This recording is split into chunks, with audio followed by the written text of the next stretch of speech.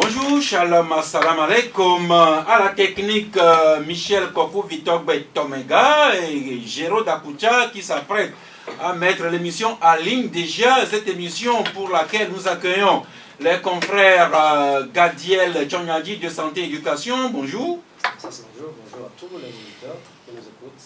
Sylvestre Béni du journal La Manchette. Bonjour. Oui, bonjour, ça c'est bonjour à toutes et à tous. Nous attendons incessamment un troisième confrère, mais nous avons convié deux personnalités aujourd'hui, l'une politique comme si l'autre plutôt pour le leadership, le politique ou à peu près est là. Docteur Kodjovi Obenton, bonjour. Bonjour tous les auditeurs, bonjour Nation Togolaise. Vous qui êtes le président du mouvement politique La Nouvelle Vision du Togo. Oui, Eh bien, depuis quelque temps, nous sentons quelques frémissements pour la présidentielle 2020. À la lumière de quelques parutions aujourd'hui, vous partagerez avec nous votre vision. Juste le temps de rappeler, Sylvestre Béni, que nous saluons aujourd'hui, nous souhaitons bonne fête nationale aux Ivoiriennes et aux Ivoiriens. Ils commémorent aujourd'hui le 59e anniversaire de l'accession de leur pays à l'indépendance, la Côte d'Ivoire qui a 59 ans aujourd'hui. Vous avez une pensée pour eux, Sylvestre? Oui, une forte pensée pour ce pays, parce que on peut dire que ce pays vient de très loin, avec la guerre civile qu'ils ont vécue. Maintenant, tout est derrière. Et ce qui m'a marqué, en fait, au cours donc, de cette célébration, c'est le président. Et Alassane Ouattara Ado, qui a organisé une conférence de presse où les journalistes lui ont posé quand même des questions. Nous voulons quand même que cela fasse également des émules ici, que le chef de l'État puisse accepter, que les journalistes puissent lui poser toutes les questions possibles, afin qu'il puisse donc répondre à la nation. Donc, bonne fête donc, aux Abidjanais et aux Abidjanaises, et nous sommes de tout cœur avec eux.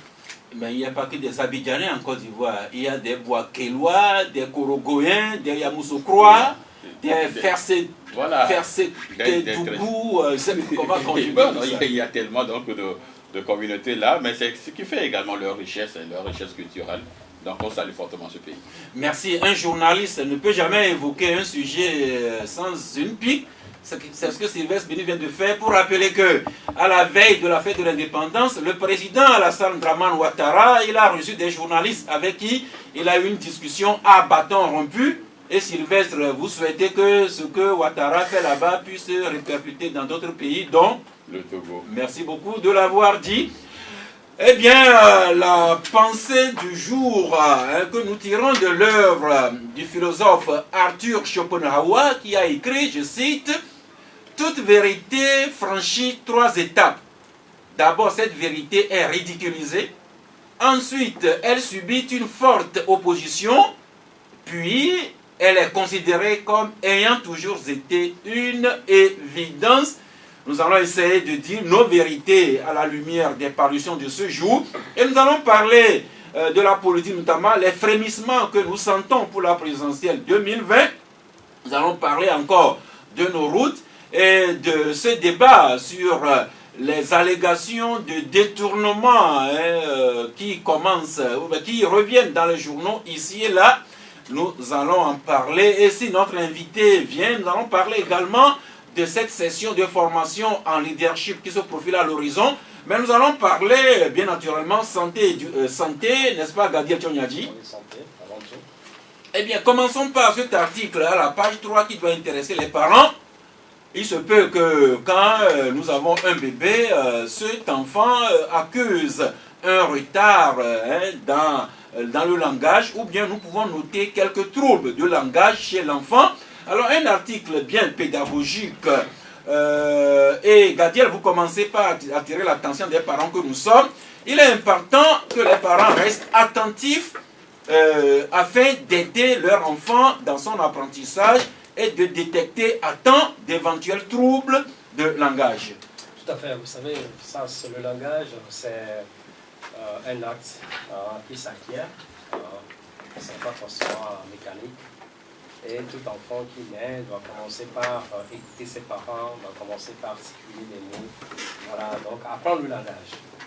Et souvent, à partir de 2 ans, l'enfant doit avoir un bagage qui peut lui permettre de commencer par discuter avec son environnement, ses parents, voilà.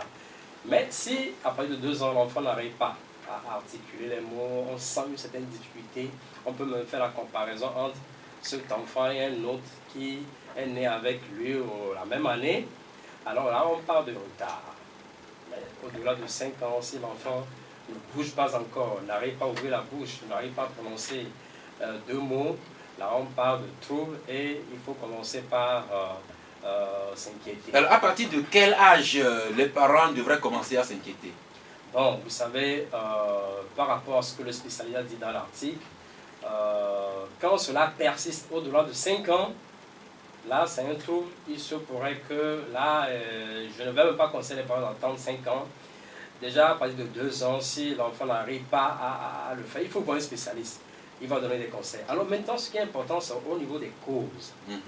Souvent, ça peut être dû à des maladies, mais très souvent, c'est l'environnement, c'est la famille. Aujourd'hui, la mode, c'est quoi? Nous voulons parler la langue de travail à la maison avec nos enfants. Le français? Le français. Ou bien, le papa est de ethnie X. Bon, le papa est Bassar comme Bourema Tchabouré. Voilà, qui est là. Et la maman est Eve Dagou comme vous-même. Tout à fait. Et alors, les parents, l'enfant naît, on ne sait pas quelle langue. Bourema qui ne parle pas Eve et votre soeur qui ne parle pas non plus Bassar. Tout à fait. Quand Bourema arrive, il parle le Bassar. La maman qui est avec l'enfant lui parle Eve. Et Bourema arrive, il lui parle français et le Bassar. Il met quelques mots en anglais. Ou bien il fait des onomatopées. Et tout ça, là, ça perturbe l'enfant. Ce qui fait que ça peut causer un certain nombre de retards. Alors, le message, c'est quoi? S'il y a des familles dans lesquelles il y a ces enfants, qu'ils amènent ces enfants-là au niveau du Centre national d'appareillage orthopédique et de rééducation fonctionnelle, le CNAO, à nommer ici, pour une prise en charge et des conseils éventuels. Et encore une fois, le plus tôt, on détecte ces signes-là et le mieux, on pourra guérir cet enfant. Eh bien, vous avez compris que Bourema Tchabouré avec nous, Apoya? Oui, ça c'est Apomanane. Merci. Eh bien, des enfants, maintenant, nous allons aux personnes âgées qui peuvent et qui souffrent de cette maladie-là, c'est l'amnésie.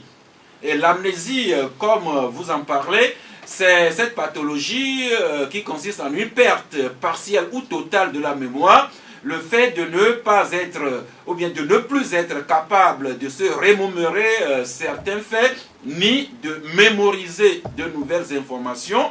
Eh bien, vous nous parlez des causes et des symptômes de cette maladie, l'amnésie. Oui, l'amnésie, des conseils précieux qui sont donnés au travers de cet article par le professeur Dassa, Valentin. L'amnésie, une perte partielle totale de la mémoire.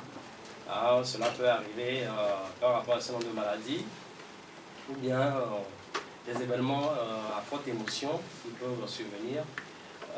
Bon, ça peut, souvent, on parle de à partir de 70 ans, les gens peuvent commencer par souffrir de l'amnésie. Cela est lié aussi à l'âge ou bien à des maladies ou bien à des accidents ou bien à de fortes émotions. Alors, l'article a pour intérêt d'amener les gens à comprendre, parce que ce n'est pas un phénomène qu'on maîtrise forcément l'amnésie, et de voir comment on peut accompagner les gens et qui voient, parce qu'il y a des spécialistes aujourd'hui qui s'occupent de ces personnes quand une personne ne se rappelle plus de rien. Du coup, elle ne se rappelle plus de rien de son passé, même tout ce qui l'entoure, la personne ne se rappelle plus, ne se rappelle plus de leur nom. Quand on lui parle, on a l'impression qu'on a affaire à un étranger. Et lui aussi a affaire à des étrangers. Donc, c'est ça l'intérêt de l'article, très important pour la lecture. Et si nous arrivait d'avoir une personne âgée autour de nous qui souffrait de cette maladie-là, de la patience, de la tolérance, pour que la personne ne se sente pas exclue, parce que sachant que on fait d'elle vraiment une personne étrangère autour de nous. Tout à fait, donc c'est important, l'environnement, bien la famille a aussi son rôle à jouer dans la prise en charge. Merci, nous en venons maintenant à l'article, à la page 2 qui porte, à la page 8 qui porte sur l'eau. L'eau, c'est la boisson naturelle que Dieu nous a donnée. Vous avez dit que l'eau peut nous suffire pour notre alimentation. et qu'on n'ait plus besoin d'aller lui trouver d'autres additifs. En termes de breuvage, oui, l'eau, c'est bon. Mais il y a certaines personnes, je ne sais pas si c'est la paresse ou bien le manque d'envie, il y a certaines personnes qui ne boivent pas suffisamment d'eau. Et je découvre que ceux qui ne boivent pas suffisamment d'eau peuvent s'exposer à des pathologies. Aujourd'hui, il y a plusieurs théories, vous savez. Et il y en a qui disent on n'a qu'à boire selon nos besoins, ça veut dire lorsque vous avez soif, vous buvez. Si vous n'avez pas soif, vous ne buvez pas. Mais il y a d'autres théories qui parlent, qui pensent qu'on doit apprendre à boire. Et il y a même des mesures. Selon l'âge, selon le poids, entre 1,5 et 2,5 litres par jour.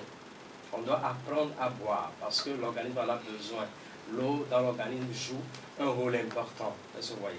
Bon, mais ce qui est sûr, on sait que quand vous n'avez pas assez bu, cela peut conduire à des maladies, à des risques.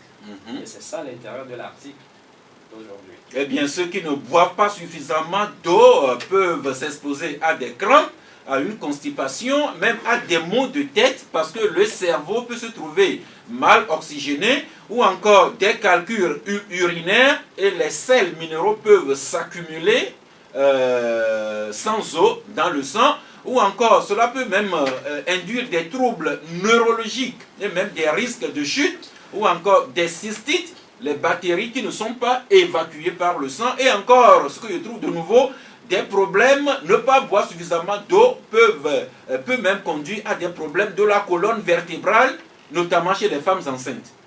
Voilà, donc l'intérêt de l'eau dans l'organisme, l'eau qui contribue à véhiculer l'oxygène, qui permet d'oxygéner l'organisme. C'est très important, et c'est pourquoi il faut boire. Il faut boire de l'eau propre, de l'eau potable. Apprendre à boire. Et vous avez dit qu'il y a des quantités d'eau qui sont recommandées par, disons, en 24 heures.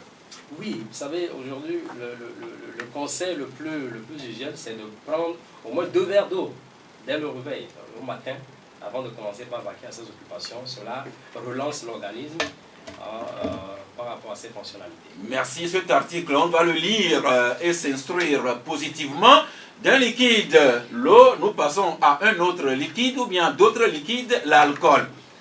L'alcool, ou plutôt les alcools. Vous nous rappelez, bon, et est-ce qu'il y a besoin encore de rappeler les méfaits des alcools sur notre organisme? Eh bien, ce que nous découvrons, ce que moi je découvre de nouveau, c'est que vous écrivez que l'alcool peut augmenter même les risques de cancer du sein chez les femmes notamment. Voilà, la norme dit quoi? Bien, selon les expériences, il est dit que une femme qui prend 2 verres d'alcool par jour est déjà alcoolique. Un homme qui en prend 4 est déjà alcoolique. Verre de quel alcool? Est-ce la bière? Est-ce le vin? Est-ce que c'est le sorabi, le tchukutu, le chapalo? L'alcool d'une manière générale. L'alcool d'une manière générale. Vous voyez. Donc, la femme qui prend les 2 verres par jour est déjà alcoolique et elle est à risque par rapport au cancer du sein. Le cancer du sein, on sait, c'est l'un des cancers les plus prolifiques dans le monde, surtout chez nous en Afrique. Et les statistiques ne sont pas du tout bonnes. Au Togo, selon les chiffres qu'on a, il y a près de 27% de femmes togolaises qui sont concernées par ce cancer. Et dans le monde, il y a plus de 500 décès par an. Alors, c'est important d'ouvrir les yeux sur le cancer du sein. C'est ce pourquoi on a réservé tout un mois, le mois d'octobre rose, pour la lutte face à ce cancer. Il y a beaucoup de femmes dans la communauté qui souffrent du cancer du sein. Alors, on peut juste parler d'un certain nombre de facteurs, parce que les causes sont toujours mystérieuses. Les facteurs, il y a l'âge, il y a aussi l'héritage familial, bien les facteurs familiaux. Et puis, il y a l'hygiène de vie, la bonne hygiène de vie et l'alimentation, d'où l'alcool constitue un risque pour les femmes par rapport au cancer du sein. Merci. À lire dans les colonnes de Santé Éducation parues aujourd'hui également ces petits articles, je dirais plutôt ces recettes. Vous nous rappelez l'oignon qui nous protège contre les cancers, c'est la page 2, ou encore les clous de girofle qui sont efficaces contre l'indigestion, ou encore les fruits et légumes qui peuvent éloigner de nous le stress, ou encore la pomme de terre, notamment celle qui est produite à Dagny, qui peut soulager les infections intestinales. et également des oléagineux pour renforcer le désir sexuel, même si Bourema n'en a pas besoin, des oléagineux pour, parce qu'elle ne va pas à une compétition. Non, il y en a besoin. Hein. Juste un petit message par rapport au cancer du sein. Le cancer du sein est caractérisé par la présence d'une boule, d'une ou bien plusieurs boules dans un ou bien dans les deux seins. Est-ce que vous voyez? Donc quand une femme se palpe et elle sent une boule, bien des boules dans un sein ou bien dans les deux seins, qu'elle aille à l'hôpital voir un généraliste sur le gynécologue. Merci. Juste rappeler que sur le coup de 12 heures, vous entrez en ligne sur le 22 21 33 74 ou bien le 22 20 01 89 pour co-animer avec nous, revenir sur les sujets que nous aurons traités. Vous pouvez poser vos questions ou bien nous enrichir par vos commentaires et autres suggestions. Nous en venons maintenant à la route, le développement, la route développement qui passe par le développement de la route. Et depuis la semaine dernière, nous parlons toujours des routes, celles qui sont à refaire et celles également à finaliser et tout le comportement de prudence et de respect du code de la route auquel nous sommes invités. Aujourd'hui, c'est le confrère Fraternité qui revient sur le boulevard Jean-Paul II, cette nouvelle route de la mort. Sylvestre Béni, on ne le dira jamais assez. C'est vrai que nous incitons, nous les usagers, à la prudence, à ne pas céder à l'excès de vitesse, mais également nous souhaitons vivement que les autorités finalisent cette route-là par les signalisations horizontales, verticales également, qu'on l'éclaire, et ainsi nous ferions de moins en moins d'accidents là-bas. Oui, oui. Il est rare, lorsque vous circulez sur cette route, vous avez l'impression que, je sais pas, les Togolais pensent que c'est un boulevard de la mort. Parce que les gens filent sur cette voie comme le contournement. Or, il n'y a pas de signalisation, il n'y a rien, il n'y a pas de traçage de la voie. Donc, tout le monde peut être peut-être au milieu ou, allez, je sais pas, à gauche ou à droite. Les gens circulent comme si en fait, comme si de rien n'était. Donc, je crois que normalement, la voie n'est pas finie, mais c'est quand même ouvert à la circulation. Donc, en attendant qu'on puisse finir les travaux avec les panneaux de signalisation et tout, au moins qu'on puisse mettre des agents, des policiers sur la voie pour réglementer la circulation. Parce que vous passez là et tout le monde fait ce qu'il veut. Donc, je crois que il faut le faire. Eh bien, le boulevard Jean-Paul II, qui n'est pas encore fini, mais qui est ouvert à la circulation, justement pour nous faciliter la circulation. Et je pense que je pense qu'il y a les policiers qu'on met souvent sur cette route, parce que moi j'en ai vu une, deux fois, trois fois. Seulement, je voudrais encore préciser que, en plus de cela, nous, usagers, nous qui utilisons cette route, qui empruntons cette route, je pense qu'il va falloir encore plus de prudence. Le confrère l'a dit tout à l'heure, en attendant qu'on puisse mettre les feux de signalisation et autres instruments qui peuvent nous protéger, je pense que nous également, nous devrons prendre soin d'avoir la prudence dans ce que nous faisons, la prudence quand nous roulons sur cette route. C'est très important. Également, il y a les fossés qui ne sont pas encore, on n'a pas encore mis l'aide d'alerte au niveau des canalisations. C'est très important. Ça aussi, nous en appelons à la vigilance des usagers et également, nous aimerions que le gouvernement puisse faire tout possible pour qu'on puisse aller vite dans ça. Parce que plus on retarde, plus il y a de morts. Plus de respect du code de la route et plus de prudence sur le boulevard Jean-Paul II, les mêmes comportements auxquels nous appelons sur la portion boulevard des armées, notamment le fameux tronçon collège protestant jusqu'au carrefour Ranco. Ce matin, j'ai constaté que cette voie est déjà ouverte à la circulation.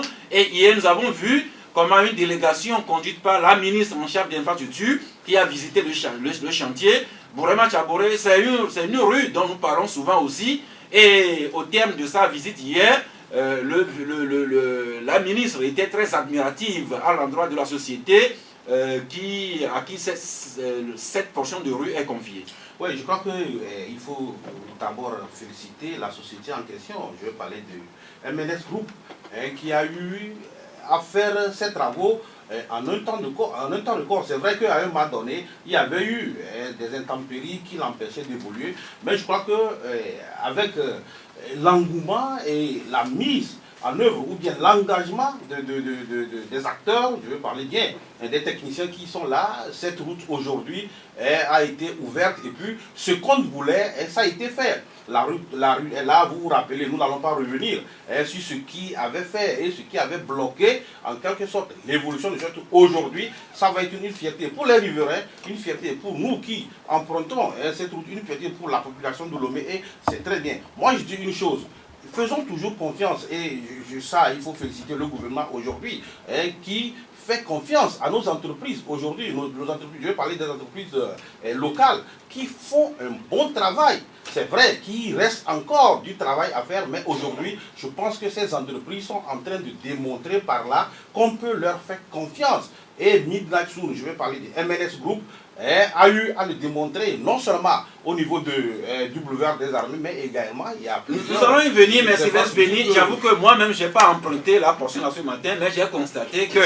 Je viens de passer sur le tronçon, okay. je suis passé Et par puis là. la ministre qui a dit hier sur les médias publics que l'entreprise a même est en train de finir même le chantier avant le délai que lui a confié. Mais est-ce que, je ne sais pas si vous êtes passé par là, est-ce que la route est finalisée? Est-ce que les canalisations sont fermées? Est-ce que l'éclairage est déjà effectif? Est-ce que la rue est déjà tracée? Puisque c'est ce que nous reprochions tantôt au boulevard Jean-Paul II. Non, Vraiment? Non, c'est vrai que... Je voulais passer la parole à Je voudrais terminer avant que le Okay. C'est vrai qu'au niveau des feux de signalisation, il n'y a pas eu encore des trucs qui sont placés. Je ne sais pas, vous savez, dans ce genre de choses, il y a un cahier de charge.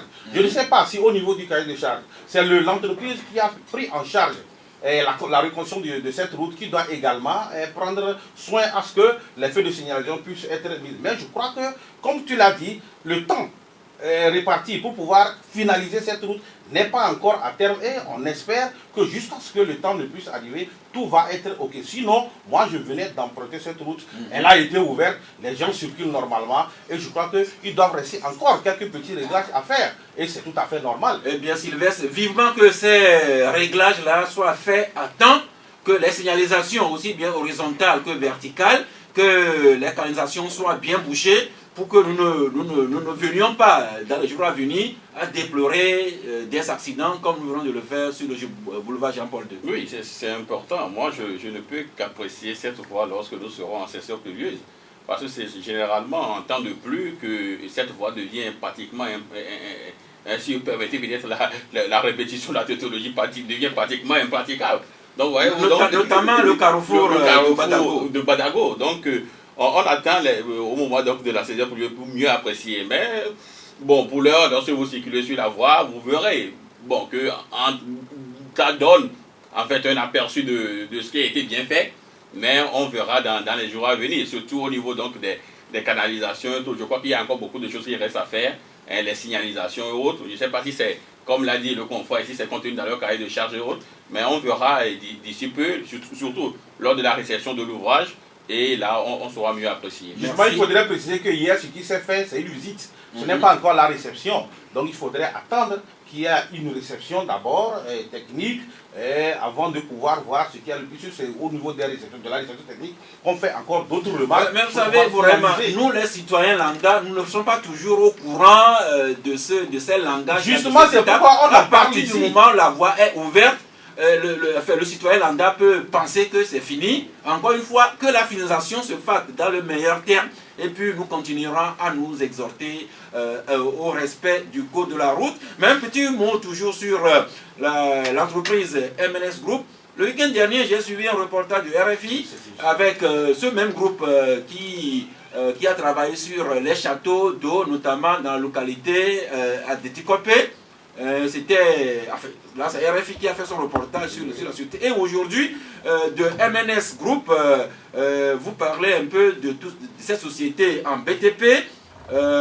Vous écrivez que le génie civil, notamment de l'entreprise Centro, qui a marqué de son empreinte les châteaux de BTP, notamment dans le Vaud et ailleurs, eh bien, si ce que groupe connaît des difficultés, MNS Group, Centro et bien d'autres essaient quand même de tenir le coup. C'est ce que je disais tantôt. Je crois que je dis merci au gouvernement qui aujourd'hui a fait confiance à nos entreprises. Centro également, c'est une entreprise locale. Et MNS Group, c'est une entreprise locale. Et aujourd'hui, ces groupes également font tout possible pour absorber la main d'œuvre locale. C'est ce qui est important dans ce que nous disons.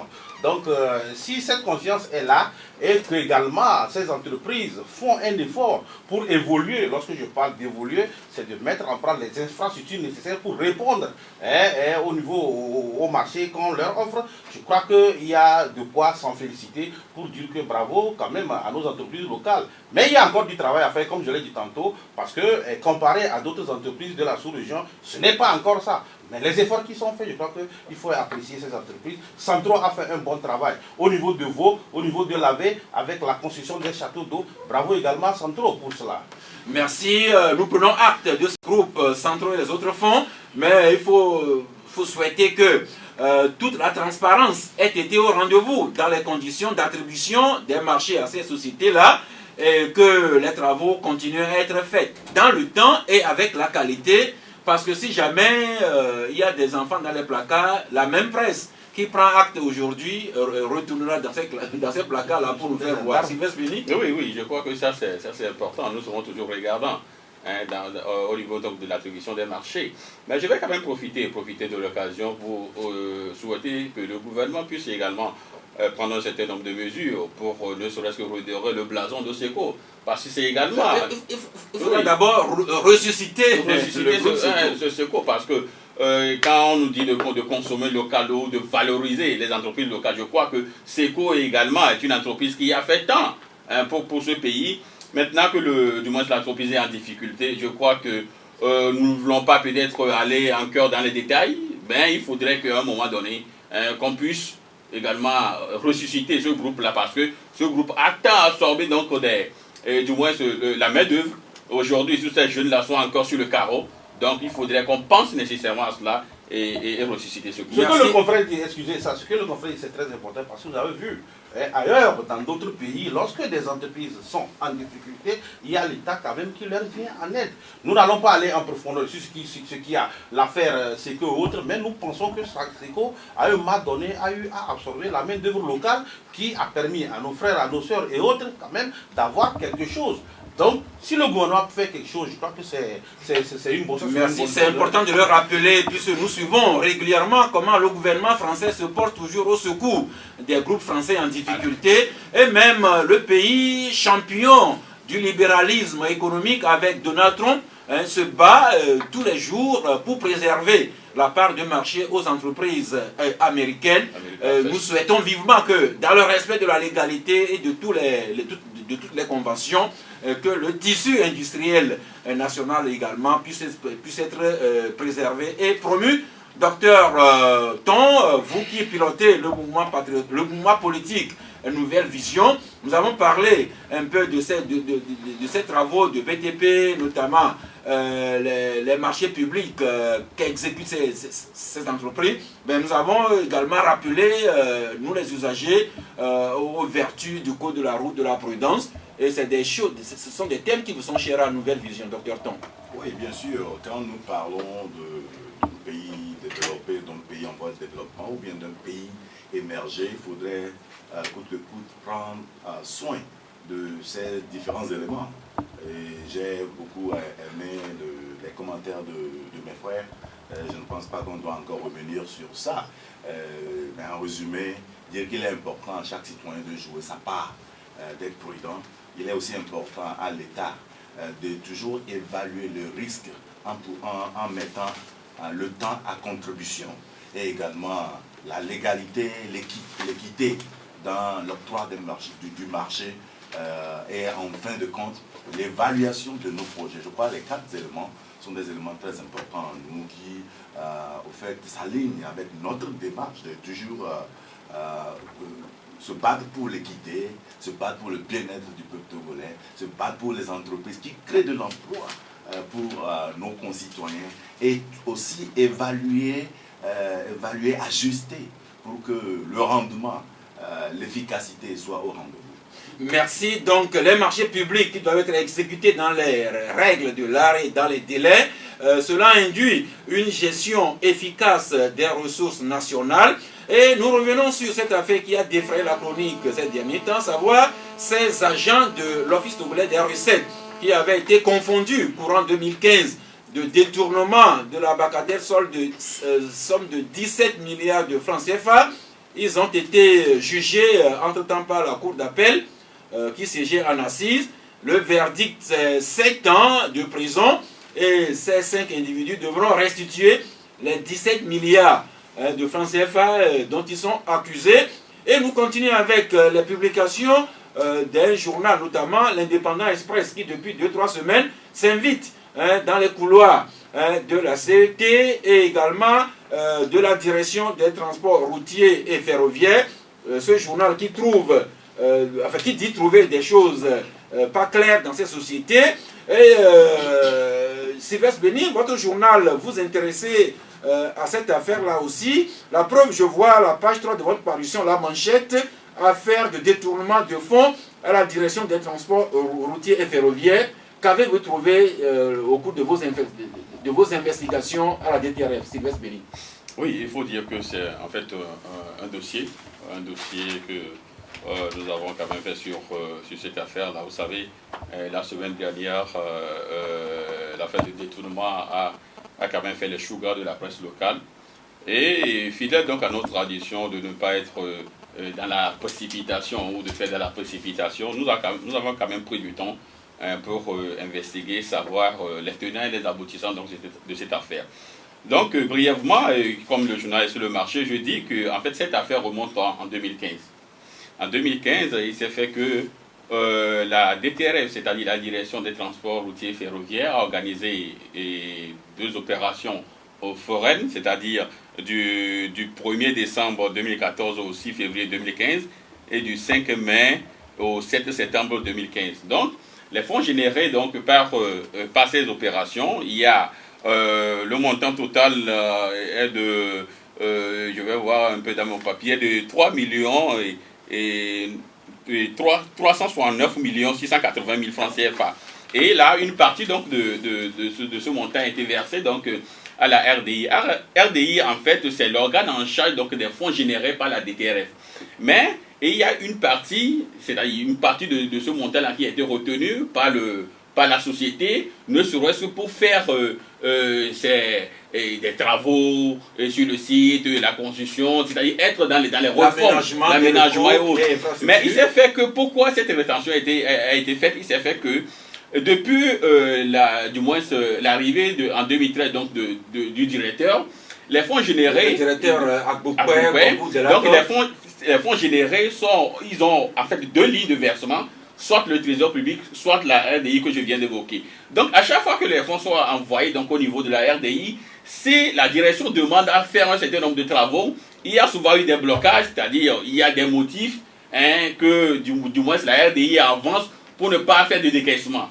Voyez-vous? Donc à un moment donné, même pour les opérations foraines qu'ils doivent organiser, il s'est fait que quand ils ont demandé donc, des fonds, ne serait-ce pour organiser cela, la RDI a dit que pour l'instant, eux, ils sont donc dans une vision d'organiser une journée porte ouverte pour l'immatriculation. Donc, ils ne peuvent pas faire des décaissements. Donc, c'est Sotoplas et CVA qui a fait un préfinancement à la DTRF pour faire l'opération. Donc, après l'opération, Sotoplas a été remboursé et une partie de la somme a été envoyée donc, à la RDI.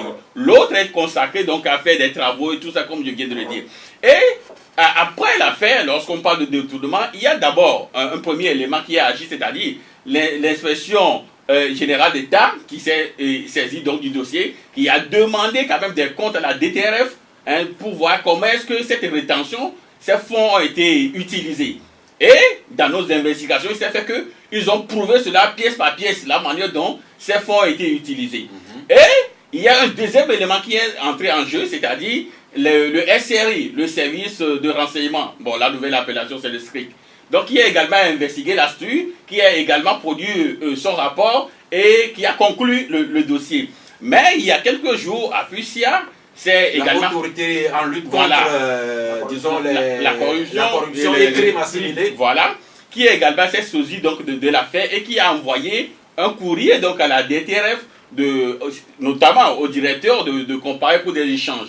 Mais il s'est fait que la RPC a dit se fonder sur un article d'un journal pour en fait inviter donc le directeur. Et là, c'est là où nous nous sommes dit que peut-être que la procédure est un peu viciée, parce que c'est vrai, si la RPC aujourd'hui peut se fonder sur un article d'un journal pour convoquer un directeur sous prétexte qu'il y a détournement, pourquoi depuis que nous parlons donc des 600 milliards de la CAD, 600 millions. Des 600 millions pardon, de la CAD et 25 milliards donc de la route Lomé-Vaughan-Enfoin, la RPC n'a pas pu demander à ceux qui sont aux affaires en ce moment de venir les écouter. Voyez-vous, et même Sylvestre, on vous dira qu'il faut commencer toujours quelque part. Justement, mais là n'est même pas le problème, parce que RPC est donc dans son rôle. Mais cette affaire, lorsque vous verrez que tout les pièces, tout a été fourni à la RPC. Donc en réalité, ceux qui parlent donc de 460 millions, en réalité,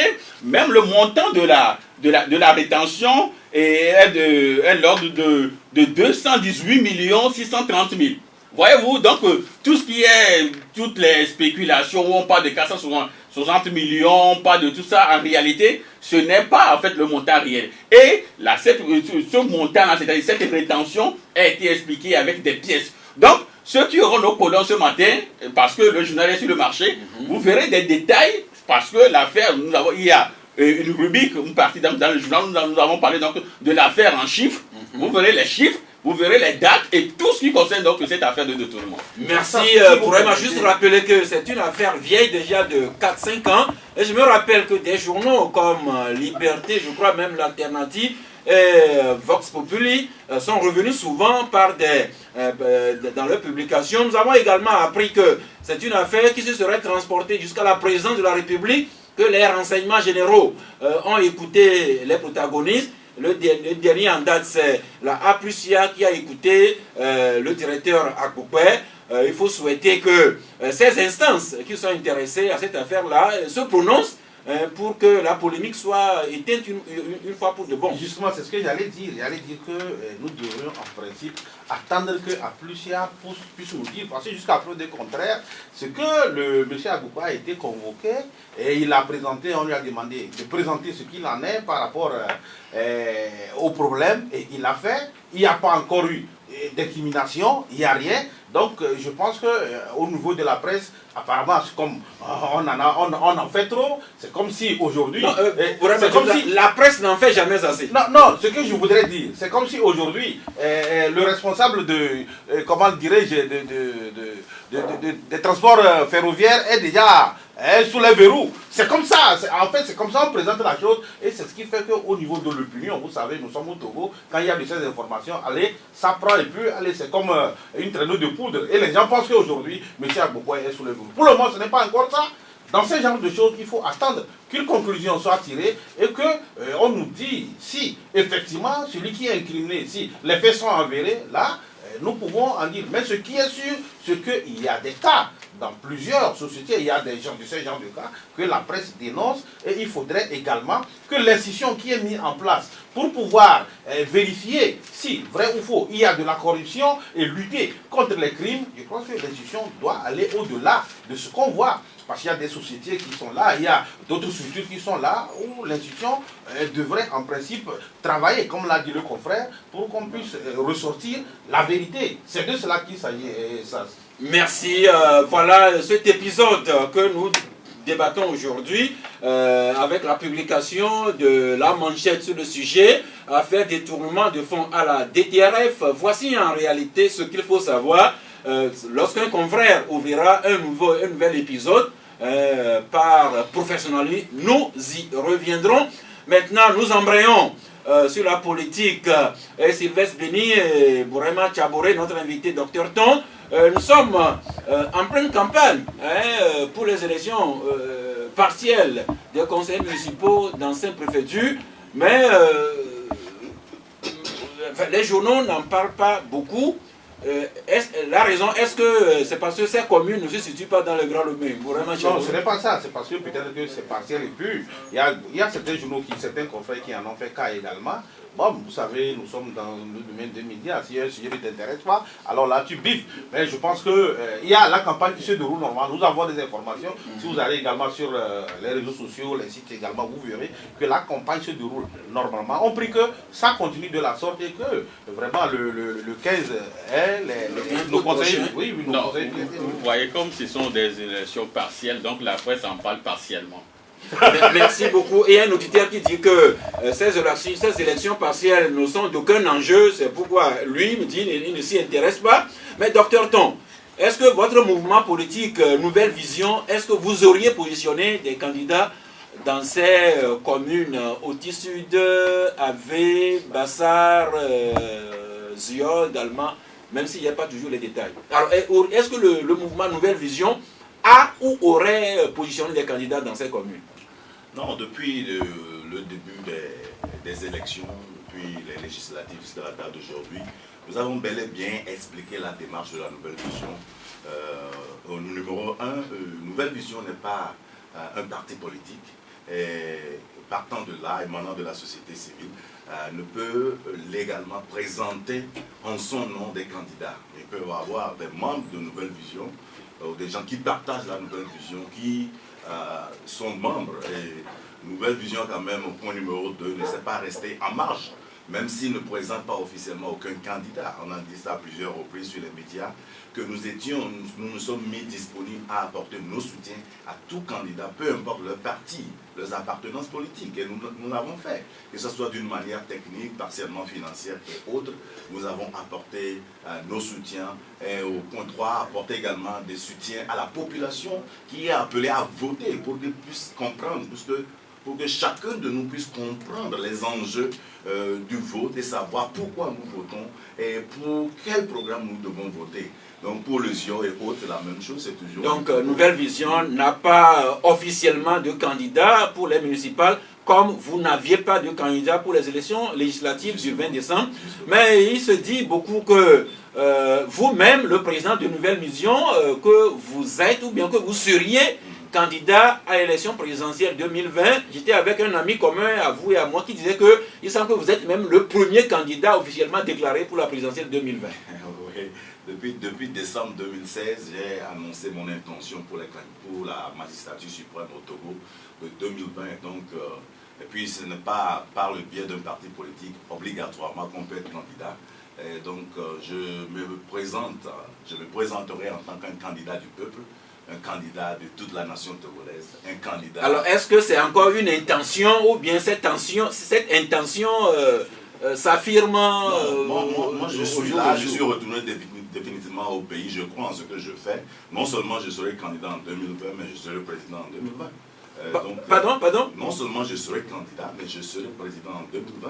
Vous serez candidat pour l'élection présidentielle et vous pensez être élu président de la République au terme de cette élection? Pas penser, je déclare que je serai président en 2020. Ah, si c'est comme ça, il n'y a même plus besoin d'organiser les élections si déjà vous vous déclarez élu. Non, ça dépend de comment vous voulez interpréter ce que je suis en train de dire. Mais je pense que ce qui est important pour le peuple togolais aujourd'hui, c'est de trouver la solution à la crise que nous traversons. Alors justement le Togo qui languit dans cette crise-là, d'aucuns disent depuis une trentaine d'années, quelles sont les approches de solutions que vous pensez apporter à vos compatriotes, ce qui vous donne même cette assurance-là même d'être déjà élu? Oui, l'assurance vient du fait que avant les élections, avant la date du vote, tous les Togolais d'une manière unanime vont se revoir dans le programme que nous aurons à apporter. Et quand je parle de tous les Togolais, je parle de tous les acteurs impliqués. Et vous n'êtes pas sans savoir qu'à chaque fois, dans nos analyses à la Nouvelle Vision, nous mettons en exergue 6 différents acteurs. Le régime uni, les leaders de l'opposition, le peuple, la diaspora, les multinationales et l'opinion internationale. Donc si ces 6 acteurs principaux se voient dans nos programmes et voient en notre programme l'intérêt commun, c'est une garantie qu'on sera président en 2020. Donc c'est à base du programme que nous avons, du programme qui est conçu pour résoudre à jamais le problème du Togo et qui est conçu pour pouvoir lancer économiquement, socialement et politiquement le Togo, que nous croyons fermement qu'en 2020, à l'unanimité, nous allons prendre le contrôle. Et ça, ce n'est même pas le problème. Ce qui est plus important aujourd'hui, c'est ce que nous aurons à faire avec le pouvoir pour que le peuple puisse trouver ces acteurs que vous avez cités, c'est une évidence que tous ces acteurs, ou bon nombre d'eux, sont plutôt évoluent de façon centripède, c'est-à-dire se dispersent. Alors, qu'est-ce que vous pensez faire pour que cela devienne un mouvement centrifuge, pas nécessairement retourner dans un creuset national comme quelqu'un avait rêvé, mais que les Togolais puissent quand même s'harmoniser autour de la même patrie? À la nouvelle vision, nous agissons souvent une dynamique d'analyse, de proposition, d'évaluation, d'ajustement et une continuité de cette stratégie. D'abord, pour pouvoir parler d'un programme conçu pour résoudre un problème, il faut diagnostiquer le problème. Au Togo, on ne va pas perdre tout le temps à revoir le problème que nous traversons. Sur la scène politique, il y a un blocage qui est dû à l'existence de deux pôles politiques, et non seulement l'existence, mais avec une relation rigidement tendue qui fait d'un bloc le danger pour l'autre et qui crée un statu quo pour l'évolution du peuple togolais.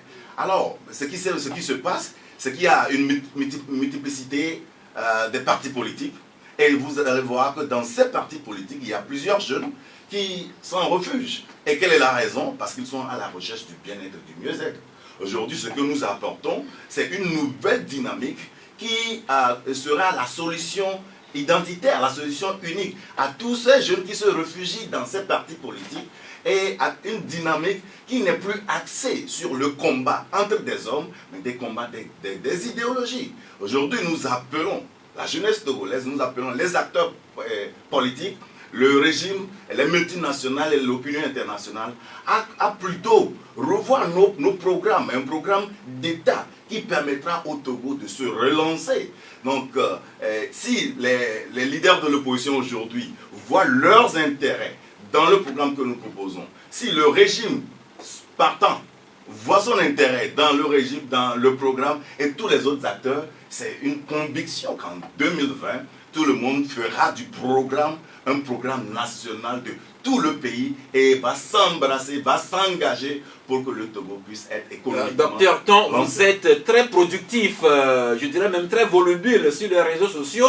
Alors, quand je vous lis et je découvre que vous circulez un peu dans le Togo profond, vous allez dans les hameaux les plus reculés. Alors, qu'est-ce que vous constatez dans ce Togo profond et quels sont les messages que vos compatriotes vous chargent? En premier lieu, nous avons compris depuis le début à la nouvelle vision que le Togo ne se résume pas sur Lomé. Donc ça, c'est un fait.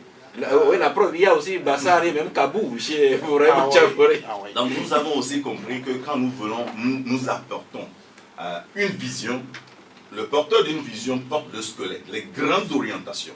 Mais il doit être disponible à travailler avec les autres qui sont appelés à alimenter la vision. Ici, nous sommes en train de parler d'une vision nationale.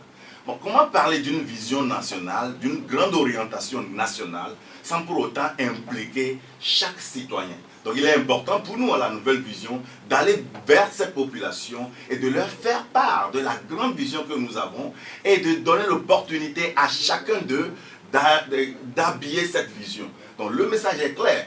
Voilà, nous croyons qu'il est temps, et nous sommes persuadés qu'il est temps pour qu'on puisse relancer le Togo. Et chacun de nous doit s'impliquer. Voilà notre vision.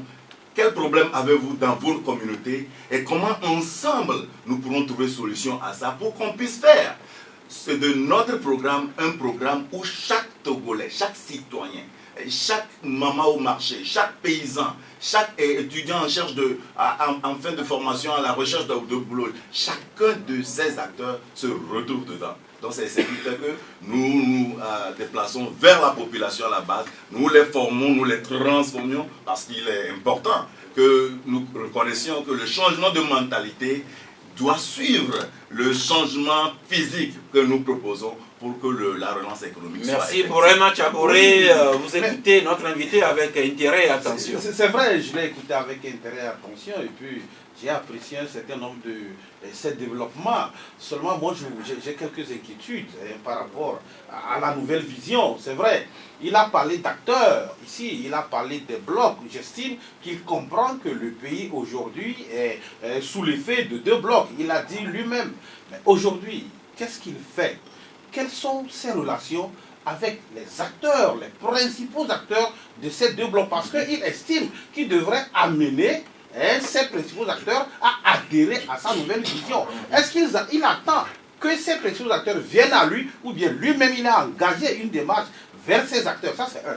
De 2, au niveau sur les réseaux sociaux, il est tellement habile sur les réseaux sociaux, et il est tellement mouvementé, mais il y a des critiques qui fuient sur les réseaux sociaux également, comme quoi vous êtes une branche du parti au pouvoir. Ça, c'est vrai, je ne cache rien, je vous lis souvent, et je lis également vos détracteurs qui disent que vous êtes une branche du parti au pouvoir. Mais qu'est-ce que vous en dites également? Est-ce que vous êtes une branche du parti au pouvoir? Docteur Kodjovi Obenton. Oui. À la première question concernant notre démarche vers les acteurs. Dans le sens de rapprochement des 2 blocs antagonistes. Depuis que la crise ait atteint le pic, notre première action était d'aller vers chaque acteur. Nous avons essayé plus de 3 reprises au niveau de la C14 à les rencontrer, au niveau de la société civile, au niveau même du régime, à plusieurs reprises de les rencontrer et de partager avec eux ce que nous avons, comme aussi proposition de travailler ensemble pour trouver solution à cette crise. Mais malheureusement, depuis, nos efforts sont restés dans les couloirs. Mais nous ne dirons pas que, comme vous l'avez posé dans la question, que comme ils n'ont pas réagi, nous allons rester jusqu'au moment où ils vont venir. Non, nous sommes toujours sur le terrain. Nous pensons quand même que nous devons composer avec tout le monde. C'est la raison pour laquelle nous devons continuellement chercher à faire. Et aujourd'hui, nous allons parler des questions de santé, à la lumière de la publication de santé et éducation. Nous allons parler des routes, et nous allons parler également des marchés publics. Et nous avons également parlé de cette affaire-là à la direction des transports routiers ferroviaires. Et nous allons parler de la politique, notamment la présidentielle 2020. À cet instant, nous nous ouvrons sur vous. Premier auditeur, bonjour. Bonjour Georges. Georges, vous êtes le bienvenu. Bonjour le plateau. Bonjour. Oui, d'abord, j'ai 3 préoccupations. La première concerne la route Oui. c'est-à-dire que le ministre a fait une défense. Non, le boulevard des armées. Le boulevard des armées. Oui, oui. Avant de commencer l'émission, vous avez parlé de Ouattara. Quand je vois que là aujourd'hui, c'est quand le de son anniversaire. Oui, de son indépendance. De son indépendance. Le président a fait des choses. Pourquoi? Avant que le ministre n'aille sur le terrain, ça service de communication ne peut pas appeler les radios de la salle. Ok, Canal FM, nous allons faire une défense aujourd'hui sur cette route. Vous envoyez un de vos journalistes et là on pose des questions au ministre et elle répond. Là on saura que ok, l'entreprise qui a pris le travail, c'est la même entreprise qui va poser juste. Pourquoi on ne peut pas faire ça ici? Ce sont gros. Concernant, bon, ça c'est pour mon grand-père ça. Je crois que vous vous inscrivez souvent dans l'université parce que quand vous commencez l'émission, vous avez dit que vous avez commencé et voilà, je crois que c'est bon. Et comme vous le dites aussi, même cette maison, je me suis souvenu que même, tous ces grands-là que vous disait, les marfouilles, les laos, tout ce qui concerne la culture occidentale. Maintenant, je me serais aux auteurs d'Afrique, et je vois que toutes ces paillettes-là sont contenues dans ce que nos grands-pères avaient fait. Alors, intéressez-vous plus à ce qui concerne la tête. Merci beaucoup. Et J'ai pris bonne note. merci. Et j'aimerais entre-temps venir là-bas vous donner une grande facture. Je vous attends à tout moment, cher ami Georges. Oui. Maintenant, laissez qu'on réponde à vos questions, que nous puissions recevoir d'autres qui attendent en ligne. Okay. S'il vous plaît. Eh bien, il a fait une indication sur la sortie de la ministre hier. Peut-être que si beaucoup de médias y étaient, on aurait pu savoir si c'est le groupe Midnight Sun qui fait tout ou bien si d'autres entreprises devront intervenir? Vraiment? Non, je crois que c'est une très belle question qu'il a posée. Je ne sais pas si au niveau de Canal FM, vous avez été invité, vous y êtes, je n'en sais rien. Mais je crois qu'au niveau du ministère, il faudrait quand même prendre les dispositions. Nous l'avons toujours dit. Cette question, on aurait pu la poser au niveau sur les lieux et on aurait pu avoir les réponses. Merci, merci Bourema. L'auditeur qui attend depuis, bonjour. Oui. L'ensemble se porte bien.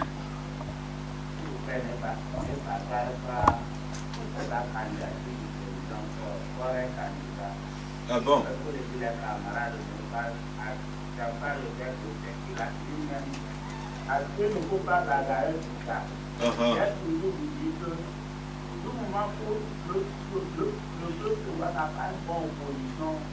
Ça va se passer comme ça. Parce que ceux qui ont gardé tous les noms dans la fête de candidat là, oui. Personne ne peut avoir merci. Oui. Vous avez parlé personne de la marché. Oui. Les PNP là, ils ne sont pas produits. Quand ils introduisent le marché, et du moment qu'ils ont utilisé un soumissionnaire, et le soumissionnaire conteste, ils contrôlent sur autre chose. Et c'est ça qui n'est pas sérieux.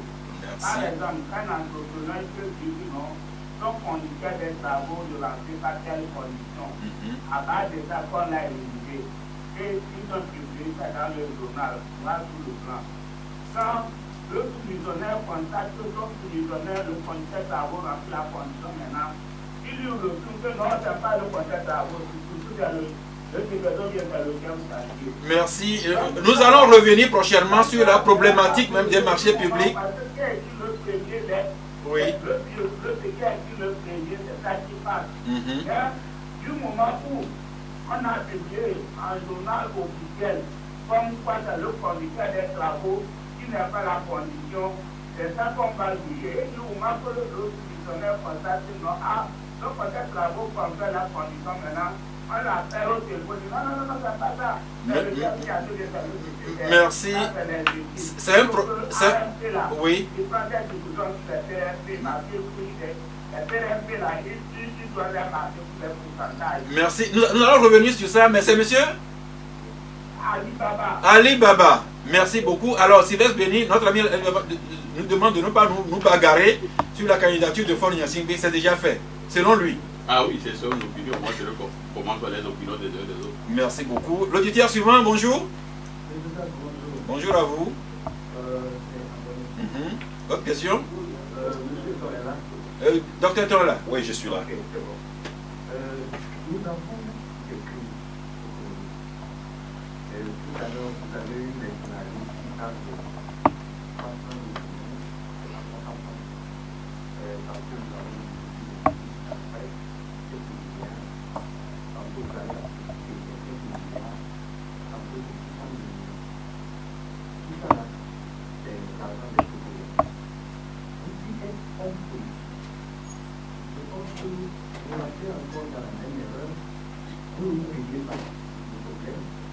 Mais vous tentez d'être tout ce qui est la priorité, c'est d'être dans le souveraineté spatiale. Ce que les Français, par rapport à ça, qui ont jamais mis sur le problème, est-ce que vous, avec une nouvelle vision, vous ne rentrez pas dans la même erreur quand on a fait? Merci. Quelque chose de santé. Oui. Je peux voir quoi il fait beau, et je constate que quand je vois tout de beau, je deviens dérangeant. C'est-à-dire? Ça part de l'illuminé. Ok. Est-ce que ça aussi? Quelqu'un dit a chanté que si le margouillat veut se coudre un pantalon, c'est qu'il a trouvé une solution pour ça que. Docteur Ton, votre question? J'ai pleinement compris la question de l'auditeur. Mais je voudrais quand même rassurer chacun de nous que nous, à la nouvelle vision ou avec la nouvelle vision, nous ne faisons pas de la magistrature suprême dans finalité. Et vous avez parlé, il a parlé des détournements. Il y a des projets, il y a des programmes qui ne peuvent être exécutés que par un État. Le programme que nous avons avec la nouvelle vision, qui est censé reconstruire les institutions et donner tous les atouts aux institutions de jouer pleinement leur rôle ne peuvent être mis en exécution que par un État. Donc la magistrature suprême aujourd'hui se révèle comme l'instrument indispensable pour atteindre cette finalité. C'est un peu différent du système ancien où la finalité était la magistrature suprême ou bien la finalité était l'alternance. Non, à la nouvelle mission. Merci. Nous y reviendrons le temps qu'il faudra. Et l'auditeur suivant en ligne, bonjour. Oui, c'est monsieur Yao. Oui, nous vous écoutons. Lorsqu'on parle de démocratie, la démocratie s'applique uniquement que sur les lois qui sont votées par le Parlement à l'Assemblée, ou bien ça s'applique également si nous sommes selon les principes généraux de droit et de démocratie, dans les qui ont fait leur preuve de par la tradition. Et parce que j'ai l'impression que tu vois, la Cour, on ne se comprend pas très bien par rapport au fait qu'il y a des lois qui sont écrites, mais il y a également des principes qui ne sont pas écrits, mais qui ont fait preuve et qui sont quoi. Et d'ailleurs, qui ont dit que c'est là que ça dit en termes de loi.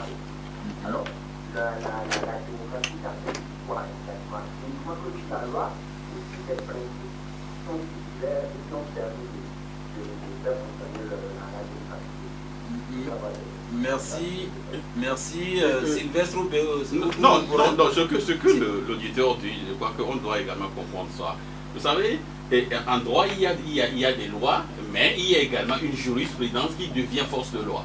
Voyez, donc il y a des choses qui sont écrites, d'accord, qu'on doit se fonder là-dessus. Mais il y a des situations, c'est pourquoi je dis, il y a en fait un ancien de ce pays qui dit qu'il y a les tests et les contestes. Voyez-vous, il y a des éléments sur lesquels on peut capitaliser pour réaliser quelque chose, mais on doit tenir compte également de la situation, des circonstances pour agir. C'est pourquoi je soutenais tout à l'heure que c'est vrai que la constitution modifiée du 8 mai donne la latitude au président de la République de remplir encore pour 2 mandats ou 2 candidatures, si vous voulez bien, pour vous plaire ça.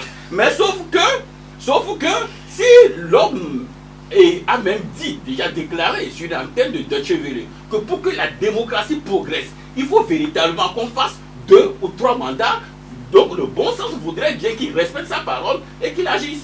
Merci. C'est tout un débat. Il y a les textes, mais il y a également la culture, il y a les traditions du pays. Par exemple, le Royaume-Uni n'a pas de constitution écrite, mais il y a des normes, des principes et une tradition. Disons, à chaque pays, sa démocratie, même si les principes sont universels et transversaux. L'auditeur en ligne, bonjour. Oui. Vous y êtes, c'est monsieur Sylvain, oui, nous vous écoutons. Oui, bon, moi, c'était juste pour dire le nom qui s'appelle un peu, qui parle du bon sens et du norme. Oui. Les lois, la loi précise que chacun, personne qui se pense courager n'a pas de courager, ou bien c'est lui qui croit que le bon sens empêche l'autre de se courager. Lui, pour lui, en tant que personne, lui, doit se faire son bon sens. Bon, maintenant, pour pour le dommage de votre faire, parce que le Real Madrid et Bolivie, Et c'est qui le Real? C'est qui le Real? Moi, je ne regarde pas. Alors, dites-nous, c'est qui le Real et c'est qui Gomido? Merci. Alors, pour être sérieux, Sylvestre Béni, l'ami vous dit que le bon sens peut être à géométrie variable. Oui, c'est vrai, parce qu'il a donné un exemple à la fin. Donc, il parle du Real et de Gomido. Donc, selon lui, le Real, c'est le régime. Donc, il n'a pas dit ça. Il a déjà pris une position. Donc, moi, ce que je dis, et que du moins l'auditeur qui vient d'appeler ne m'a pas compris, c'est que lorsque le chef de l'État, c'est-à-dire celui, M. Foy Gnassingbé, lorsqu'il dit que pour que la démocratie progresse en Afrique, il faut qu'on fasse 2 ou 3 mandats. Ce n'est pas moi qui le dis, c'est le chef de l'État lui-même qui l'a dit. Mais ce n'est pas un principe universel. Ce n'est pas un principe universel, mais c'est la personne même qui l'a dit. Donc, si aujourd'hui, même il est dans des conditions qui lui permettent de remplir plusieurs fois, au moins il peut respecter sa parole. Merci, Voilà, merci. Juste rappeler que un parti comme le PNP également, dans cette déclaration, dit s'opposer à une quatrième, candidature de Faure Gnassingbé. Mais le débat reste ouvert. Nous prenons le dernier auditeur aujourd'hui. Bonjour. Oui. Nous vous saluons aussi. Bonjour. Oui, santé éducation. Oui, merci de nous rappeler qu'il est là aussi.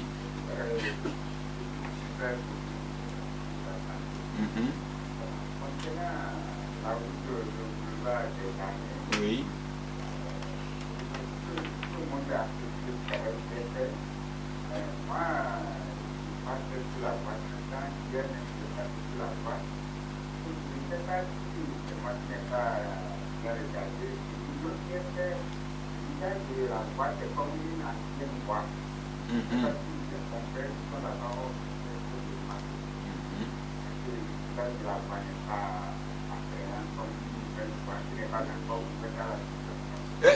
Vous êtes passé par le tronçon collège protestant jusqu'au carrefour Ranco? Quand ça? Puisque c'est seulement ce matin que c'est ouvert.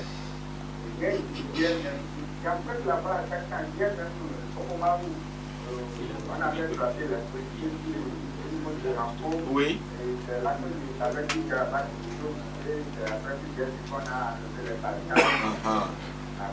Ok, ok. Bon. Merci.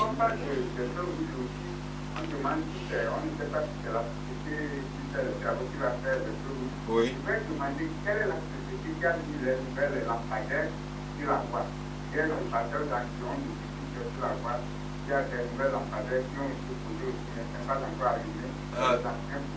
Ok, merci, merci. J'avoue que moi je ne suis pas encore passé par là, mais Bouraïma et... Oui.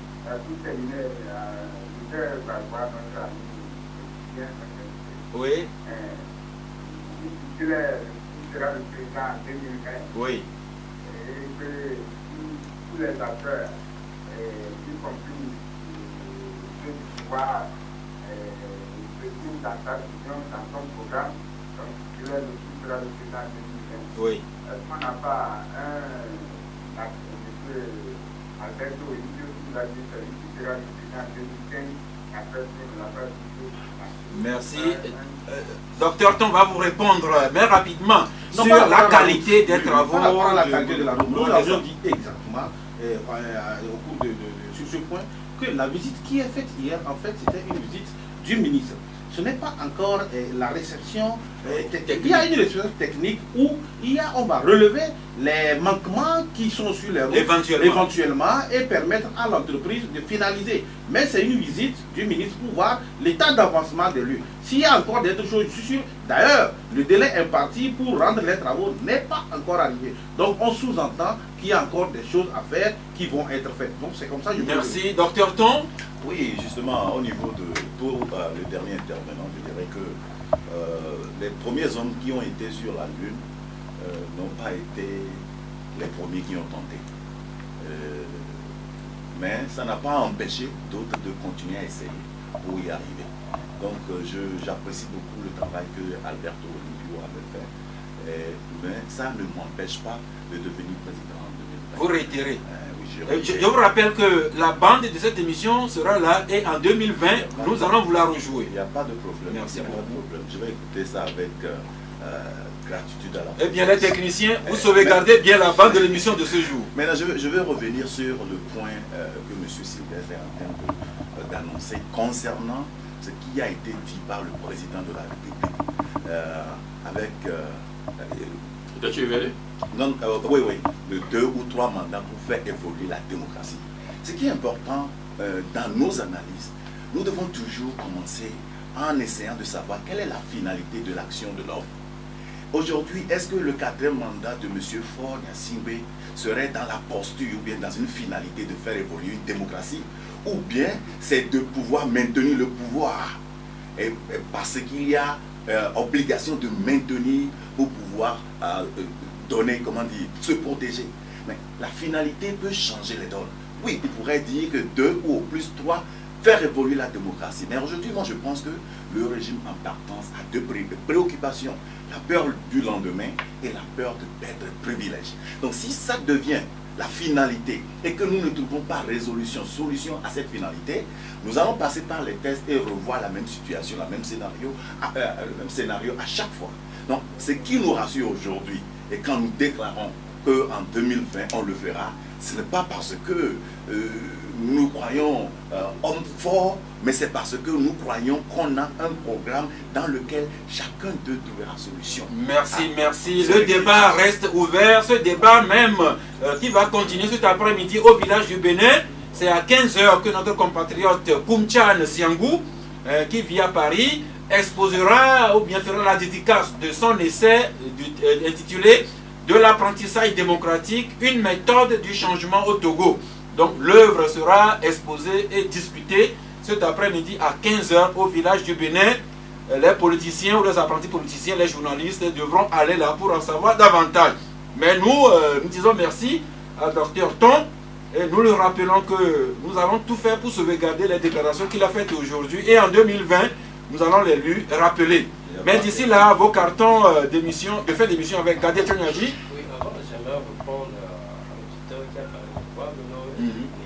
La relation elle est directe. Donc, quand vous buvez de l'eau, vous devez uriner et l'eau purifie l'organisme. Donc, c'est tout à fait normal. Mais si l'urine est trop fréquent, surtout dans la nuit, qu'il aille se faire consulter. Et surtout, il faut qu'il choisisse les moments de boire son eau. Oui, donc il y a toute une éducation autour de l'eau qui se trouve dans l'article. Et là, quand il y a l'article, il n'y a pas de l'eau. Maintenant, vous enchaînez avec le carton. Le carton rouge, je le donne aux gros porteurs, aux voitures gros porteurs, surtout ceux qui circulent sur la route de Palimé, disons le tronçon entre le rond-point Douane et Zanguira. Il y a vraiment de l'indiscipline. Déjà, la route n'est pas bonne, elle est très rétrécie et les gens se comportent encore en indisciplinés. Et puis ça crée des accidents. Donc, quand on roule à ces gros porteurs, qui les respectent le code de la route, qui les respectent aussi les autres usagers. Nous rappelons que ces conducteurs ont passé le permis de conduire. J'espère qu'ils n'ont pas enterré tout ce qu'ils ont appris avec le code de la route. Sylvestre Béni, votre carton? Moi, je donne un carton jaune donc aux forces de sécurité qui sont au niveau donc, du grand marché. Parce qu'il y a quelques, je peux dire, il y a plus de 2 semaines, notre rédaction est saisie du fait que, vous savez, aujourd'hui, les motos ne rentrent plus dans le marché. Donc, il y a des éléments, des forces de sécurité qui sont positionnés. Donc, vous laissez la moto là et le temps d'aller faire vos empreintes de revenir, parfois vous le retrouvez pour votre moto, on vous dit de venir chercher ça à la poste contre 5 000 francs. Mais ils se demandent pourquoi est-ce que les agents qui sont là, au moment où ils sont en train de garer, ne leur dit pas de ne pas garer là-bas, mais ils les laissent, ils garent et après, quand vous revenez, c'est eux qui vous disent que allez chercher votre moto au poste de police. Contre 5 000 francs, il faudrait quand même que... Peut-être qu'il faudra ériger des pancartes voilà, pour signaler les lieux dédiés à ces parkings. Bourama Jaboré, votre carton de fin d'émission? Je donne carton vers à 2 organisations de presse. Je vais parler de l'UPF Session Togo et le CONAP, Conseil national des patrons de presse. Il y a l'une qui a évolué du côté social. Vous êtes déjà au courant. Par rapport à un don de sang, c'est déjà bon. Et l'autre qui aujourd'hui est à Palimé en train de former des journalistes sur l'investigation et sur la cybercriminalité. 2 thèmes qui sont d'actualité et qui nous induisent parfois dans des erreurs. Donc, merci à tous ces cartons enregistrés et scellés, tout comme sont scellées toutes les déclarations de Dr Kodeviton aujourd'hui. Merci à vous de nous avoir écoutés. C'est fini pour aujourd'hui. Nous nous retrouvons demain, jeudi à 11 h, si Dieu le veut et Dieu le voudra bien. Mais d'ici là, continuez à célébrer la vie.